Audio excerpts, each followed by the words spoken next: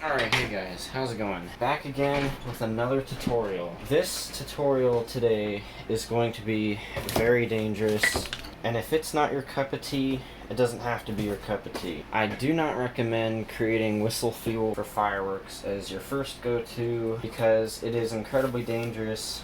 The fuel is indeed shock sensitive. There is going to be very little cuts in this video because I want to show everything as nicely as I can. So because I go to church and we do candlelight services, here is 2 candles. Also need a little pan here to melt the candle, and to fix the clumps we will be using a strainer.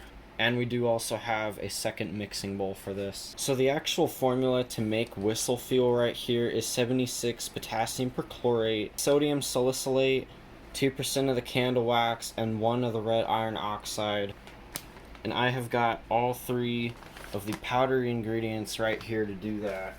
Go ahead and set the fuel down here. As I was saying before, if your powders are not fine enough, which in fact I know that the sodium salicylate right here is not fine enough, so I am indeed going to have to blend it and get it to a really fine powder. Also, if you guys are worried about fumes, I've got like a little fan over here.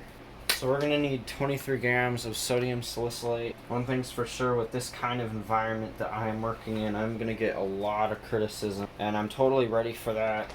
I know you guys may do worse if you're living in like an apartment or something and you want to build fireworks. I understand it can be stressful. Alright, so here's the sodium salicylate. Let's go ahead and put the cap on that. I can't actually show it blending on camera because I gotta do it outside my window, and it is nighttime, so it's really sketchy. I'll be back when it's blended.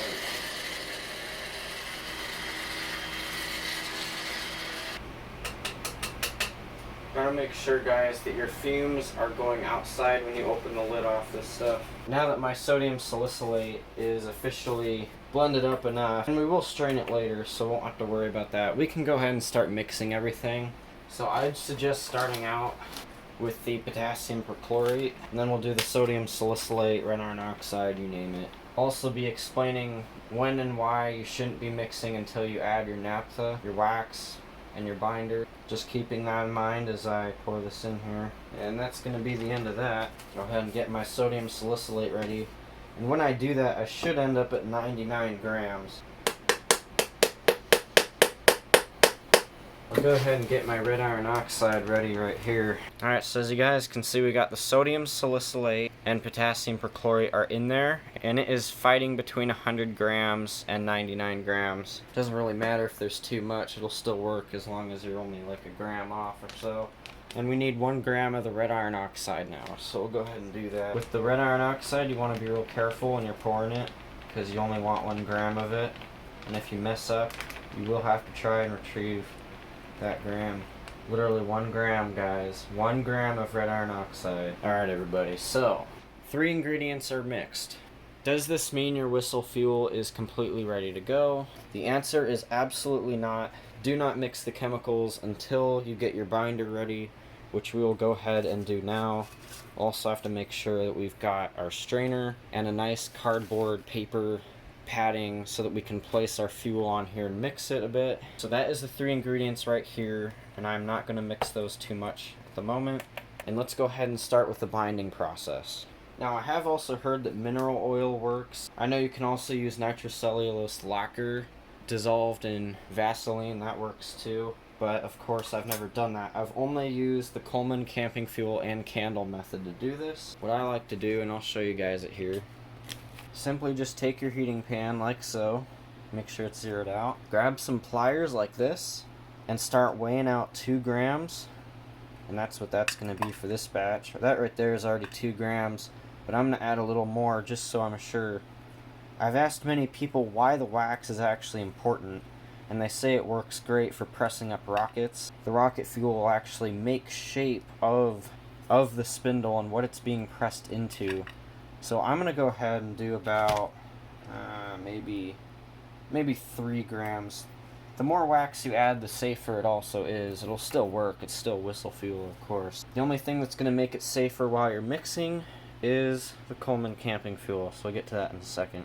Okay, so now we've got our 3 grams of wax. I know that 2 grams is required, but I'm going to use 3 just to be extra safe. So we can go ahead and set the scale aside. We don't need it anymore. And with this next step, guys, I'm going to show you it real carefully. We are going to need to melt the wax inside this pot right here. So as long as you've got nothing flammable nearby, just be patient. Unless you've got an electric burner, which of course I don't, you will indeed have to melt this wax some way or another. Guys can see right there, it's actually starting to melt a bit. I will have to stir it. This is one of the sketchiest fuels I've actually ever made on camera. I know whistle fuel is probably one of the most dangerous fuels to be making, in my opinion. It's worse than flash powder.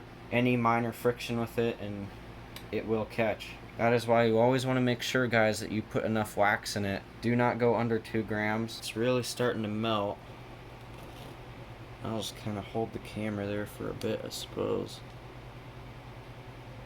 Want to make sure it's underneath my candle, and it is going.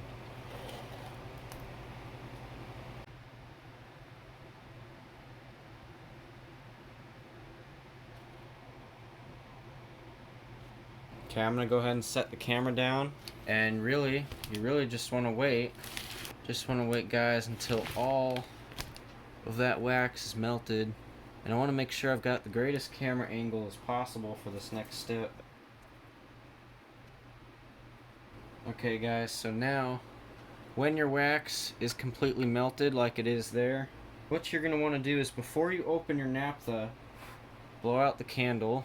Make sure there's no flames nearby whatsoever. And then with the wax inside of your little pan, what you're gonna do is just pour a bit of naphtha in there. It doesn't have to be a lot. In fact, the more of it, generally speaking, the more naphtha you add, the better. But I only eyeballed it. I think that right there is enough. And I'll show you guys what we do with this real quick. Take your naphtha and wax mix, pour it directly into your fuel, just like that. It's gonna sound wet, sloshy. It's exactly what you want. Because when we're mixing this, we want this to be as wet as possibly can be. Stuff is literally like Play-Doh. It is really goopy. I didn't want it to get this goopy, but I added a ton of naphtha in that 100 gram batch, so I'm gonna be real impressed to see just how well this comes out of there. Oh yeah, that's definitely overwetted. Definitely. Okay guys, so I added a little too much naphtha in that last batch, but it's okay. Just because I don't want it taking days or hours to dry, I have made a second batch, and I added very, very, very little naphtha in this one. It's still got the wax in it, so I'm not worried about what it's gonna do or whatever. Yeah, so we got our bowl here. Go ahead and take all the whistle fuel, put it into there. Yeah, that's nice. And it's okay if it's over wet. In fact, there's no problem with this stuff being drenched in naphtha, but because I want this tutorial to go quick, I do not want to be waiting forever for this stuff to dry. Notice I'm just kind of moving my knuckles in kind of a circular motion, and I'm pushing down, so really that gives a great gesture for this whistle fuel to go directly into that pan. So that right there is a really great consistency of whistle. It's supposed to be clumpy, it's supposed to be wet, not too wet, but that will work very, very nicely. And with this straining process, you want to be sure that you strain it at least a good 6 to 7 times. I found that, generally speaking, the more times you strain it, the better. I'm sure many people have also found that as well. And I don't doubt them, because you do want this stuff to be very well mixed. I will not be using the plastic bagging method for this. I might put a little more naphtha binder in there. I hope the lighting is also really good in here. I think I'll just add like a really, really small amount. Yeah, that's probably good right there. Like with having the naphtha in there, in this little pan, if you do not rinse out that naphtha and you go to light that candle next time, well, you've got some flames to deal with. I had to really make sure I always clean my little cooking pan right there. Alright, let's do that a couple more times and we'll be good.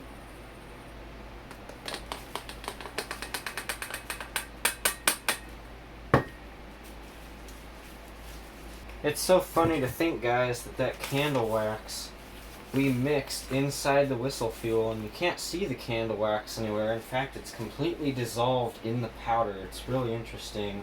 That right there, guys, is amazing whistle fuel. I'm certainly glad I took the time to make another 100-gram batch, because this right here is perfect. The only reason I'm kind of using my hands to stir it around a bit is so that it can be distributed as much as possible. Some of the air can get on it, dry it out, and that's what we want.